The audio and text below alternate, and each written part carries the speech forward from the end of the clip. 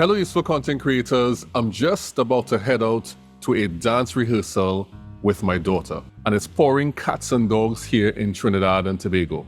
And of course, as far as priorities go, dance rehearsals trump having fancy intros, so there are no fancy intros today.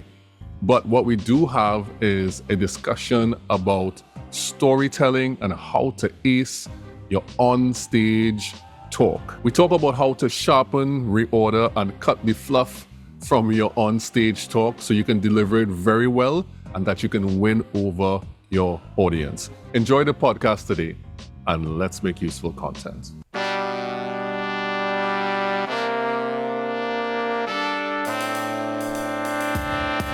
Teaching you to make useful content so that you can build long-term relationships with the people that matter to your business.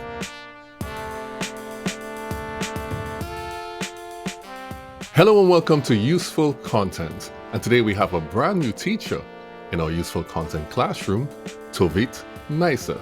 Hi, Tovit. Hi Jamal. Technically, this is the first time we're talking face-to-face, which is highly unusual for when we're doing podcasts. But this time it worked out really great because I checked you out, I looked at your content and what you do, and I know this is going to be a great conversation. So I'm really excited to talk about this public speaking stuff because I've never had anyone on the podcast like you before, and I know it's going to be very good and helpful for the people who are listening. So glad to get into it. So could you please tell the people what you do and how you help your clients make useful content? Sure. Yeah. So I define myself as a business storyteller. I own a consultancy boutique called Yellow Bricks, where I help companies and executives tell better stories, either for their startup, tech company, B2B company, fine-tune what's their offering, what's their unique value proposition, and tell it to the world so they would become a brand. And for executives, I help build the content for effective talks, conferences, meetups, companies, events. People cannot just go on stage. They can speak very well, but it doesn't matter. They need to fine-tune the content and build it in a way that resonates with the audience, the relevant audience, which differs between events, and in a way that it's captivating and memorable. So why is storytelling important anyway? I mean, can somebody just go and talk about themselves or their products and anyhow they feel like? Why is storytelling important? I think the definition is that stories are glue. This is what keeps us a society. This is what keeps ideas from one generation to the other. If we want to look at the broader spectrum.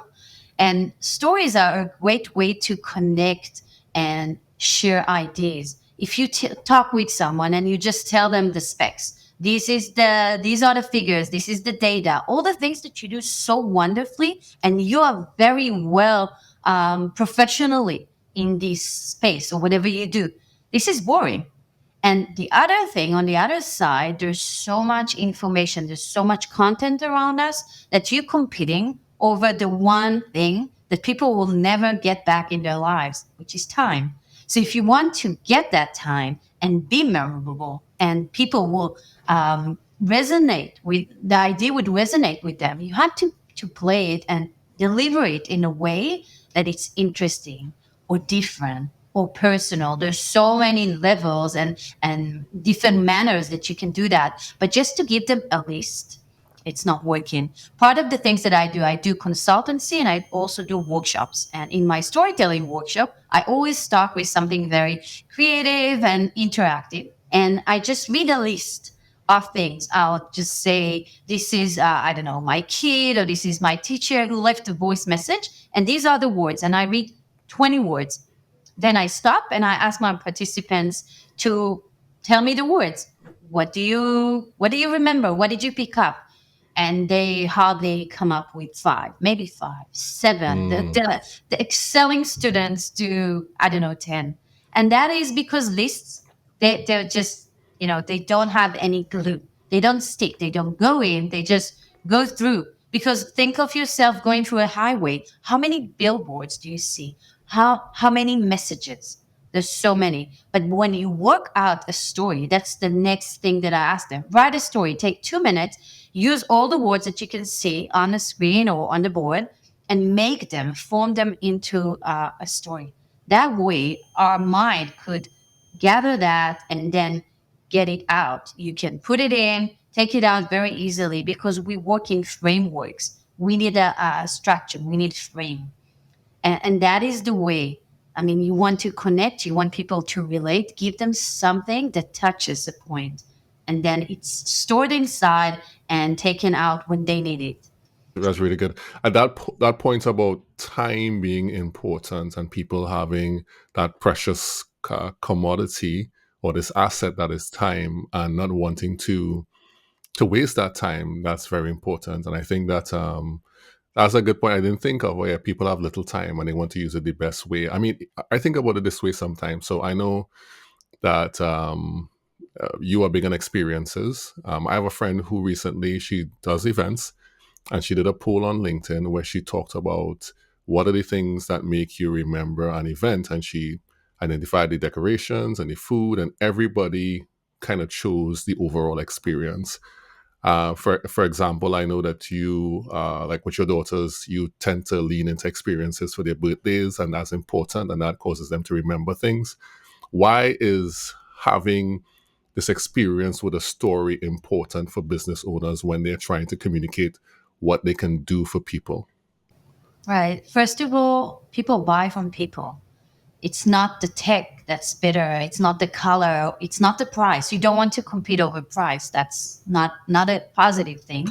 So you want the personal connection. And if you give a talk in a way that's revealing or something personal, then people can connect to you and they know you're the person to deliver. Even if it's tech, even if it's AI, hands on, the newest buzzword, you still have someone who's accountable or not. So you want to feel connected, that you want to feel that this is someone with my values or that I can relate to their values. That's why when we build a story, an effective story for a company or a startup, we think of what are the values and the mission, what is the lighthouse that they're walking towards, what is leading them, what is prompting them to do what they're doing.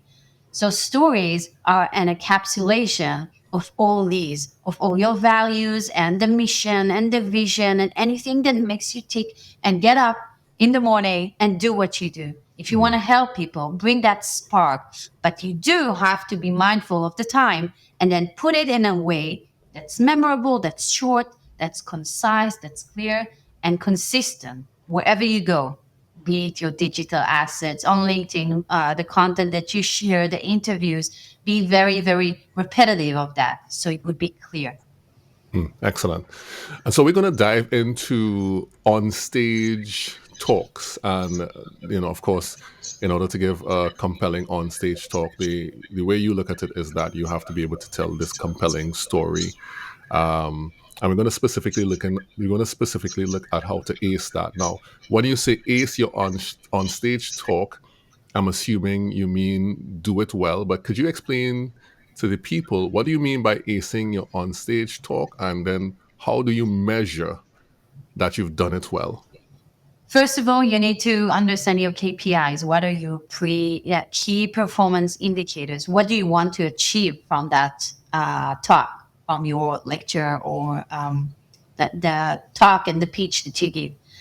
The way that it is, it's not the number of applause that you will get, the number of people who would shout or throw tomatoes at you, thinking of stand up, which is something that I do on the side, and it has to do with your goals. So let's say you want to learn, to work on your branding, or you want to show the world something new, or you want to learn new businesses and new contracts. So the number of things that would convert into that would be success. Let's say you're showcasing your new feature, your new update of the product. The number of people who would visit later your site, knock on your door, call you up, get up, reach out to you after that session would be an indicator. Another indicator would be how many people really understood what you say. That would be an indicator of how well your talk was, right? Because if you're not clear, they would not come because they would not know it's for them or it's interesting. But if they would come and ask very different questions than like not aligned with what you're talking about, you would understand that you need to revise or fine tune your messaging and clarify what you're saying. What else? So you were talking, you asked me about acing. Acing meaning that all the things are aligned. There's the audience, there's the goal, and then there's you. If they're all aligned in one beautiful triangle, that means you aced it. It means that you were very clear with your message and your goal towards the right audience. The right meaning the ones that you're meeting at that talk, the audience of that conference, let's say. So let's just suppose that you get invited to do a talk. Like based on your expertise, you get asked to come to this place, come to our business, come to our conference and do a talk. Like what specific feedback should you really be looking for if people were to come up to you afterwards and they were to talk to you? What kind of feedback from people at the venue or maybe thereafter that will indicate that, oh, this actually uh, hit home or this is doing the thing I wanted to do? Because I know many people come up and say things, general things like, oh, this was so lovely, it touched me or whatever it might be. But then what kind of markers are you looking for as somebody who just gave that talk that would tell you, okay, good, this is going well? Okay, so we need to know, and you have to find your goals just before. Let's say you do want to come through as that sensitive person, and you want people to be moved. If that's your goal, and people afterwards knock on your door, touch your shoulder, and say, "You moved me. This was touching. I had the same experience." So that's a home run. That's great, but you really need to align those goals before. I guess business owners, the executives, would and usually have a different goal. Either something which is accumulative, something which it's an ongoing process of building their brand as thought leaders, as the professionals. So if people come up to them and ask them on the spot, related question, could you please share more? Can you give me more from your experience? It means they find me as a thought leader, as a professional person. So that's one thing. But that's an accumulative effect. It doesn't happen after one call. It happens after a long time of you sharing the same content on different platforms. Another thing would be probably landing deals. So if someone comes up to you very simply and asks, can we have a follow-on call? Can we have a follow-on meeting? I heard you talk now. Your product slash service or whatever you do sounds great. I want to learn more. I want to work together. I want to collaborate. Let's find time. That's a home run. I mean, no one would rush, probably. No one would rush towards you with their open wallet or checkbook, right? But if they would want to continue, that's a good thing because business is all about people and all about relationship. It doesn't happen immediately. If it's B2C and you're selling something, the KPI would be of the success would be someone, downloading that, someone paying, someone in the cashier, checking out. That's great. But as a B2B conference, at the B2B talk, this is something that takes time. So you need to be consistent and you need with time to see that people either ask for more of your time or follow you more. And then you build that relationship with them, the confidence that you are the person to deliver whatever you're talking about, whatever you're speaking about. Yeah, yeah. So there are two things that stood out to me in what you just said. The first thing is that it does take time. So shouldn't expect that after your very first talk that you get flooded with requests or with by people, and it's not an instant thing, right? That's the first thing. But connected to that, the thing that you said that stood out to me is the idea of having to say the same thing over and over again. And I know many people think that that is not exciting or they don't want to do that.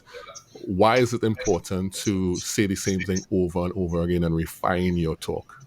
We don't have a lot of memory span. We don't have a lot of attention span.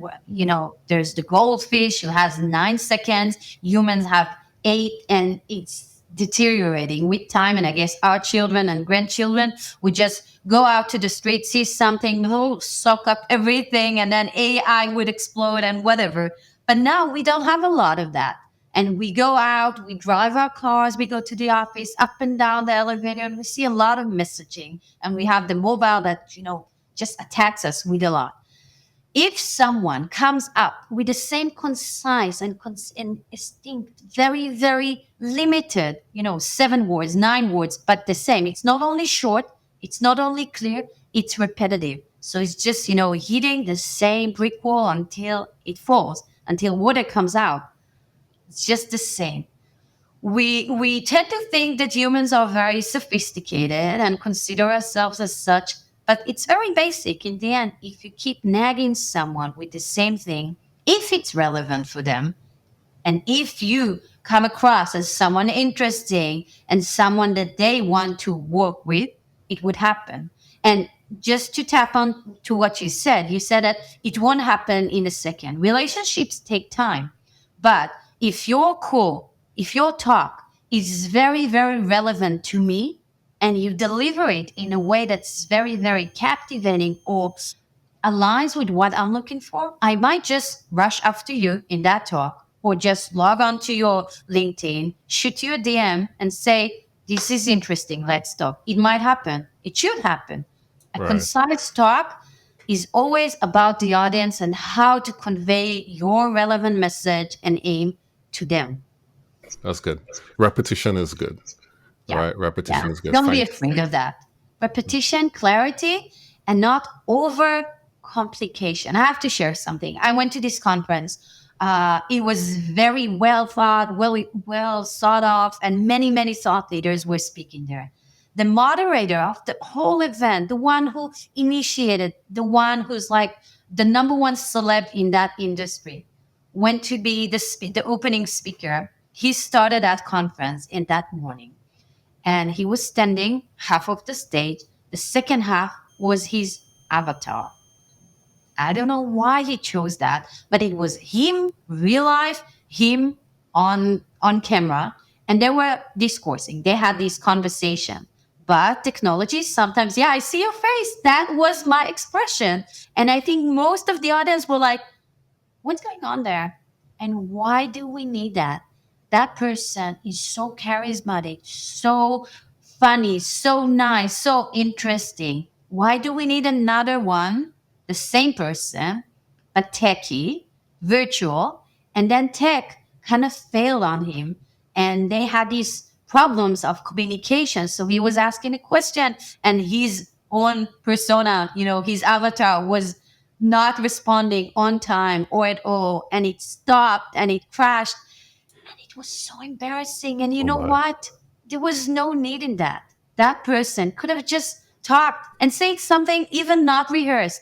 You know what? For him, I would even say not clear enough, whatever. But he comes across as this nice guy who helps everyone.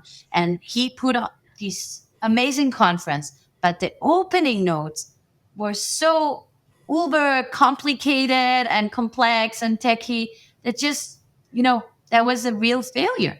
And sometimes we don't need that. We just need to be simple. That's it. Simple, genuine. Okay, great. Let's get a little deeper into the storytelling part. And I know you believe that everyone has great stories, and most people just need some help with the ordering and sharpening and cutting off and focusing. And let's talk about how you can do that and how you can help people make stories that are more compelling and dig deeper into the audience preferences and all those different things. Let's talk about that. So when someone comes to you and you talk with them about crafting their stories, what is one of the first things that you do? Let's just suppose they have something that they may be thinking of. How do you start them off in that process of crafting this very specific story for them? If we're talking about talks for conferences and events, company events, they usually come up with some slides that they have. They might think they're great. They might think they're kind of meh.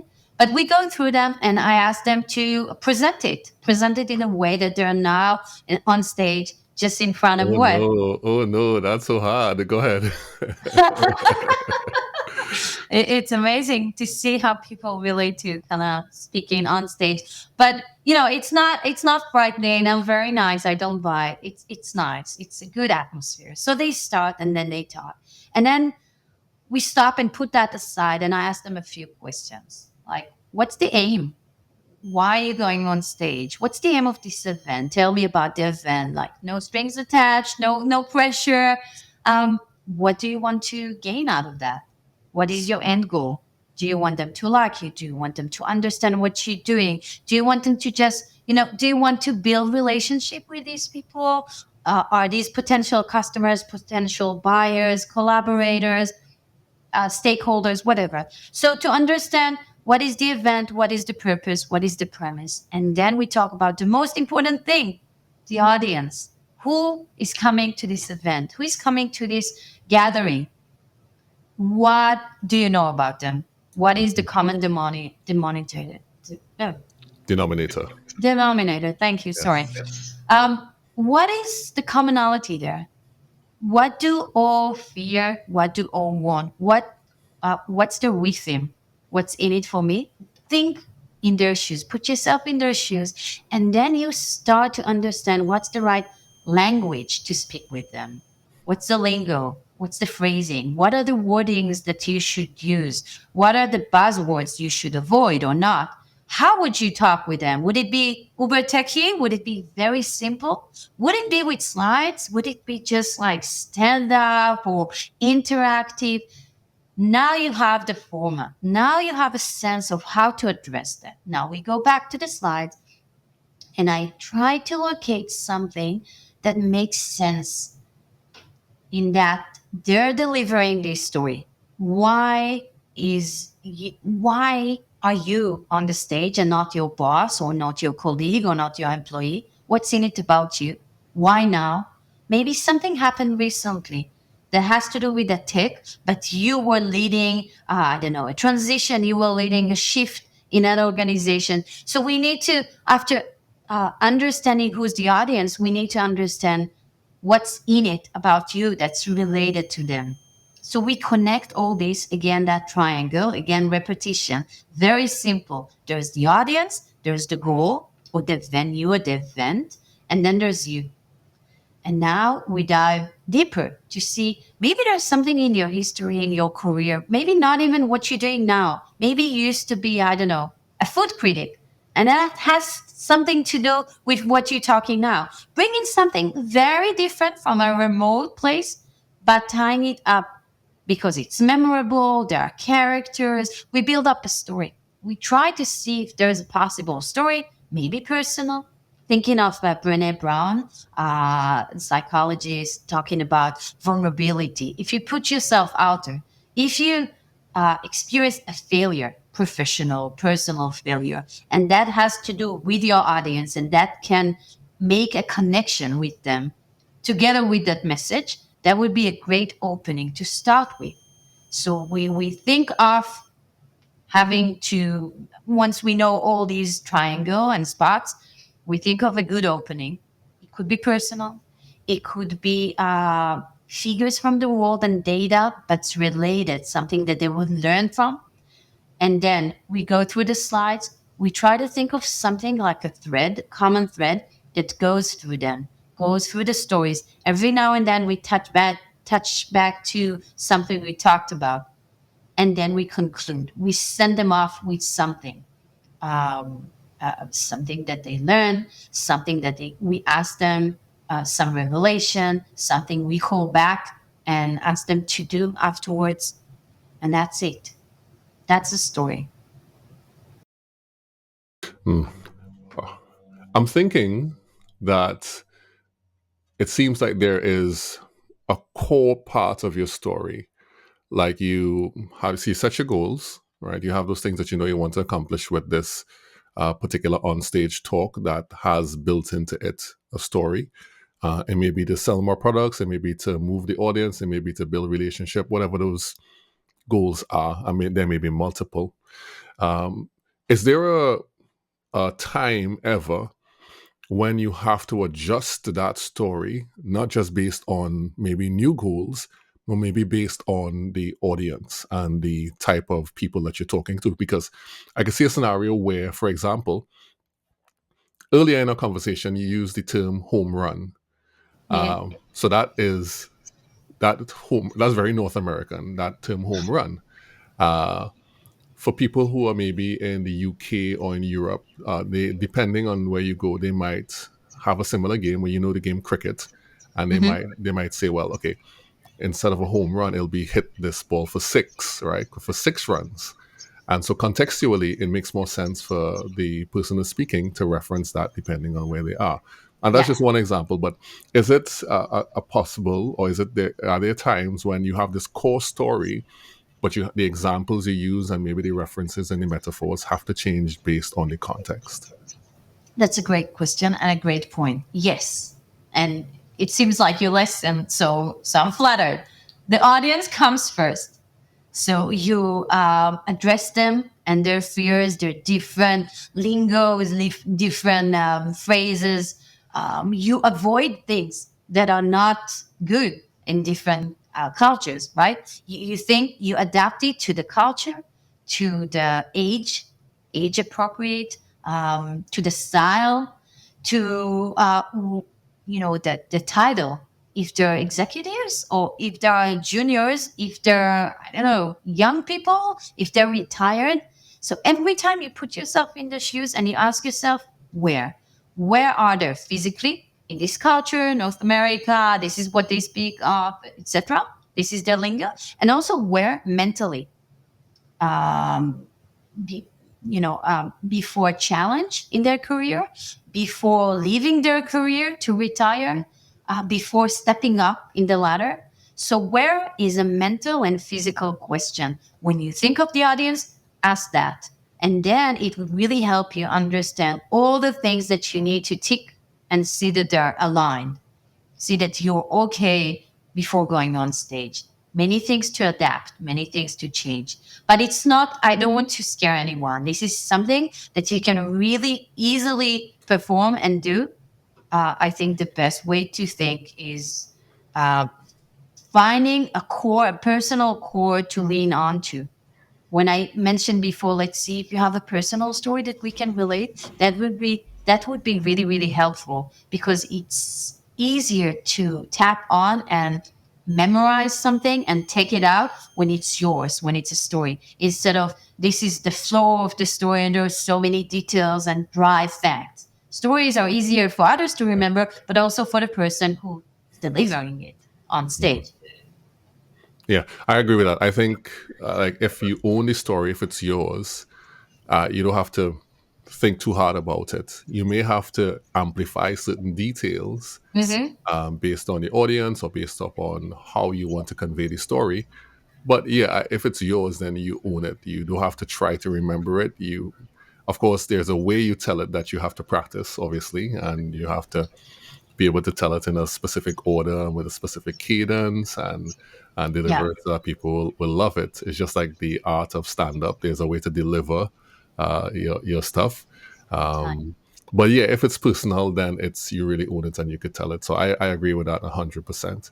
I know we spoke about the audience, and that's one of the things that you know is very important, or you've said is very important. Let's talk a bit about more about the personal part of it, and we kind of touched on it just before, and being vulnerable on stage, and that enables you to connect with your audience even better. Why does being vulnerable enable you to connect with your audience even better? Yeah, I think once you take off that armor, that you're that invincible person on stage and you're just that mega rock star, then people can relate to you. I know you 200 centimeters, so that's in feet. You said 6, 7, whatever. Yes, So I am. Yes, I'm on 6'7", just about. amazing. That's amazing. So I'm 5 almost. Like you You can. almost just like 0.0001 less than 5 feet, right? My point here is that if you're so tall, put on a pedestal on that stage, and we're in the audience, at times you might feel very remote and very distant. So I went through that personal experience, like saying you played basketball, but you don't anymore, maybe because of an injury, maybe because of something that we can all relate to. In a second, it's not that you're lower and you're shorter or something, but in a second, you're more um, attainable. This is something that I can relate. I can never relate to playing basketball. I mean, this is so way up. But I can really relate to someone who had this vocation and then he went through this accident or, unfortunate event that stopped him from doing that. You see, so this is a character, and then you have a voyage, and then something happened, and then there's a villain, which is the accident or the driver or whatever, and then there's the result. But if you want to send me off with a fine, good experience, you may be saying that now you found something else. Now you're doing, I don't know, podcasting. And that gave you the same sense of meaning that you had back then. And every now and then you think of the basketball and you think of shooting hoops. And I don't know, you have a great interview with someone and you feel the same as you used to when you were 14. And that's a great experience. Whatever. So you can play on that. It has to, of course, be relevant to the audience and to the aim, what you want to achieve.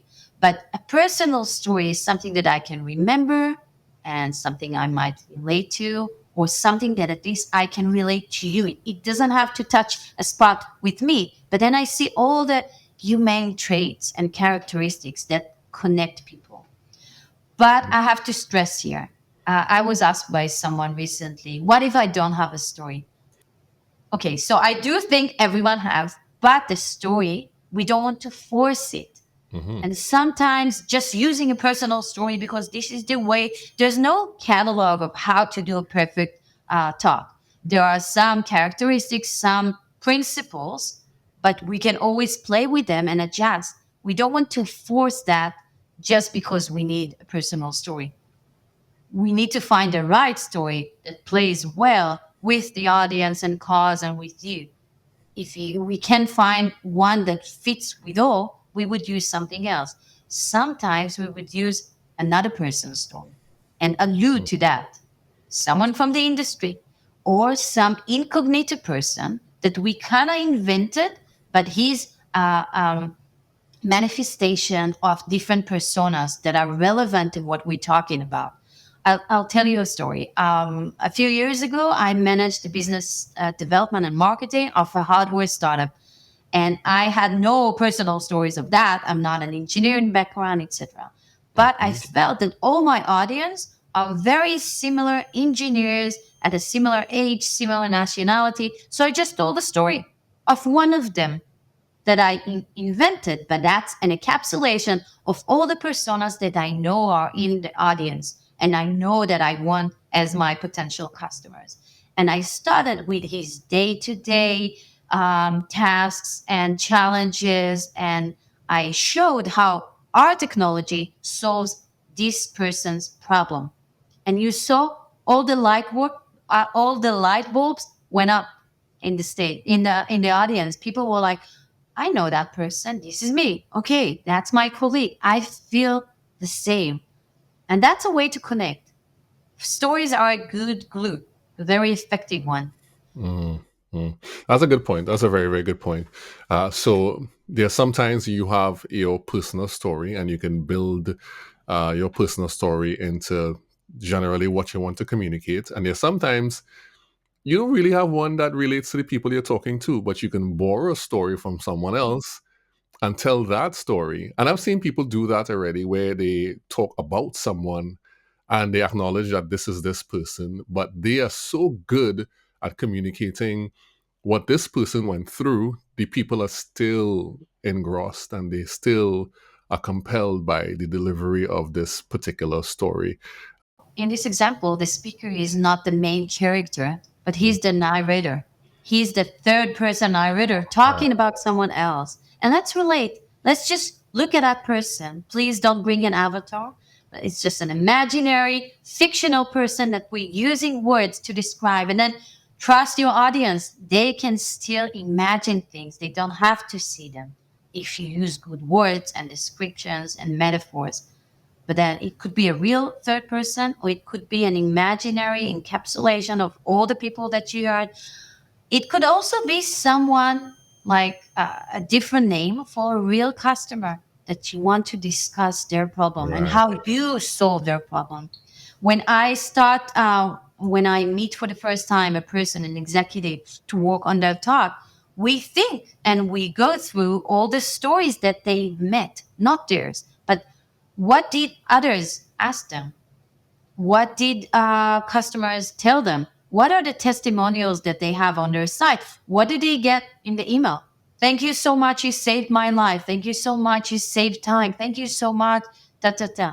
Then also when I do storytelling, strategic storytelling for companies, when we want to understand what's their story, we ask others to tell that. When you want to know how's your brand depicted, you would ask others, what do you think of him? What do you think of this podcast? What do you Yeah. think of his services? What do people tell? What do people say about you when you're not in the room? That's your brand. He's amazing. He has done so much. He's the new epitome of whatever. That's your brand. So let others talk. And if you're on the stage, quote others. It's not me saying my brand is amazing. People who use me, people who use my services said this and that. That changed their lives. Okay, amazing. Let's use their words. It's not me, showing off. It's very genuine. Again, the audience, your users, anyone who's been interacting with your services. Right. That's good. That's excellent. That's excellent. All right, great. So we've gone through the process of focusing on the audience. We're going through the process of being vulnerable and being able to tell your story from that perspective to connect. Let's now kind of come into the end of it all by talking about the fact that when you're on stage delivering this talk and you're acing this talk, that if you forget something, what should you do? And I know you talk about the scripting and all those different things. What should happen if for some reason you practice, you're going through, and then you forget something? What should you do? Let's say you forget a line, right? And I see you for the first time on the stage. What do I think? What do you think that I think in the audience? Put yourself in my shoes, right? You're stuck. That's what you feel. What do I feel? You don't know. You just kind of like, Exactly, because yeah. it's the first time I hear you. If it was the third time, the second time, the 10th time I come and watch your talk every week, I'm thinking, oh my God, he just lost it. But no, for the first time or the second time, who knows? Maybe you changed something. Maybe this is a very long, intentional pause. That's okay. As long as you keep your composure, as long as you keep yourself very relaxed and assured, because they don't know the script. It's not behind you.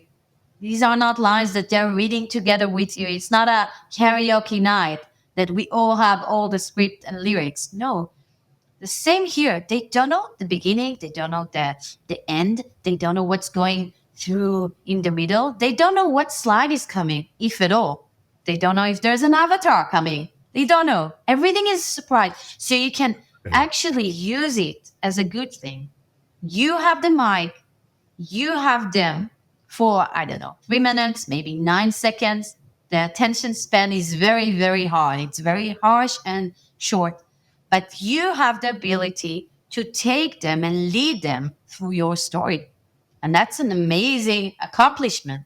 Use that, embrace that, and feel okay because they don't know.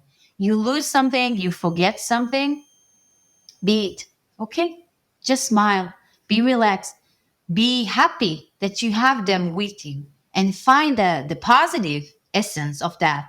Think before, let's say you have this anxiety of speaking in front of the public. You go on stage and you think, oh my God, this is something that I don't do very often. So that's a good thing. That's a good experience. Let's enjoy it. Let's embrace it. Let's feel very comfortable now, knowing that we have these few minutes of special time together in which they are here to listen to me. That's amazing. How many times do we really beg for people's attention? Now we have it. We have the mic, we have the stage, we have their eyes on us. So who cares? You forgot one sentence. If it's really important, it will come back to you.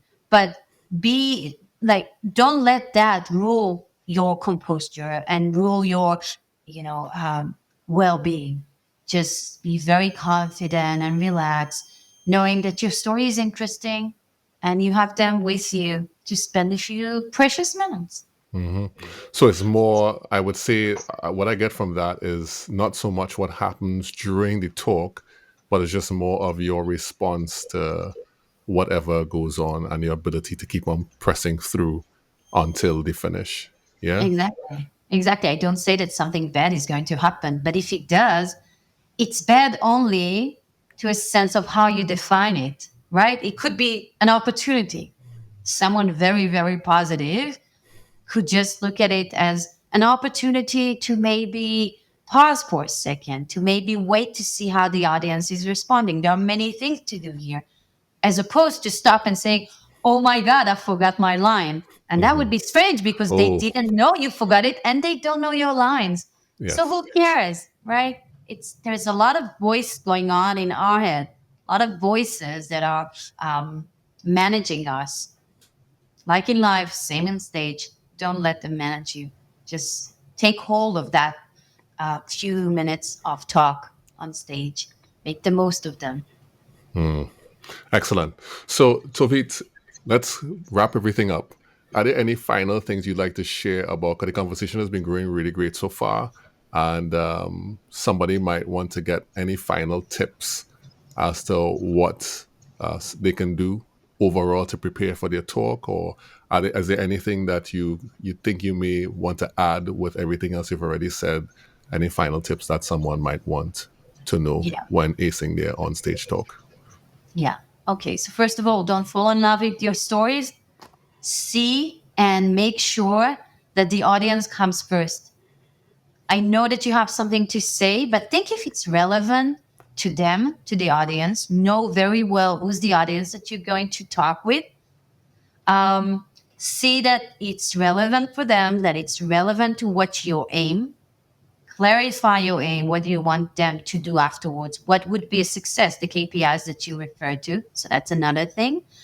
Look for personal stories. Look for stories that are relevant in general. It could be personal. It could be someone from the industry. It could be your customers. Talk about them. Talk about their pain, just like the audience, because hopefully they're the same.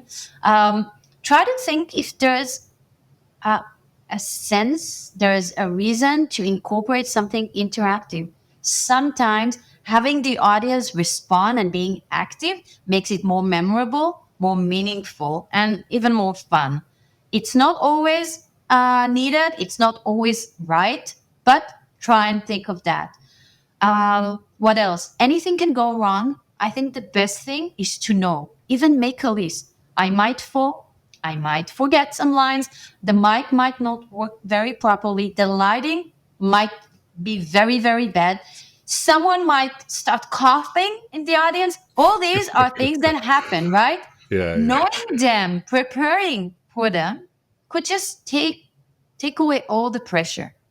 And think that this is a wonderful opportunity to share your company story, build your brand, build yourself as a thought leader, and enjoy it, embrace it. It's not like you're on stage every day. You're not Rihanna, you're not Taylor Swift, not yet. So just, be very happy that you have the audience's eyes and ears on you. Make the most of it. Work on a connection. So then afterwards, they won't only come and say, that was really nice, because that means nothing. They would say, you know what? Can we have another 5 minutes afterwards? I want to dive deeper into what you were talking about. That's a good sign. That's a very good sign. Aim for that. Well, that's excellent stuff. I thank you so much, Tovit, for sharing all of this stuff with us. Thank you. I really think after this, people might be prepared to go out and share their stories on stage. Hey, And if they want to find out more from you, where can the yeah. people find you online? So yellowbricks.net, that's the website. You can reach out there, or LinkedIn, Tovit Neizer, DM, and we'll talk about your talk, make it better, make it effective, or make your brand, the story of your brand, work for your best. Excellent. It was so good having you on today. Thank you, students, for joining us on the Useful Content Podcast, Useful Content Classroom. Dismissed. And we're clear. That always gets a laugh out of people. For some reason, that always gets a laugh out of people. Oh, right. That's good stuff. Oh my goodness. Yeah. My back is hurting so much. Your what? My back. Why? So you should stretch because you're so tall. Yes, that's one of the drawbacks of being this tall. There's much more of me to hurt. So, That's a good way to look at it. Yeah. So that was fun. Thank you so much. Thank you so much for the time. You're most welcome. Let me just stop the recording here now. The Useful Content Podcast is brought to you and produced by Relate Studios. You can see the work we do on our website at relatestudios.com. If you like what you've heard on the podcast today, please follow and come back in 2 weeks for another great episode. And if you want to get more useful content in between that, you can follow me, Juma Bannister, on LinkedIn and on Twitter. We all know it's still Twitter.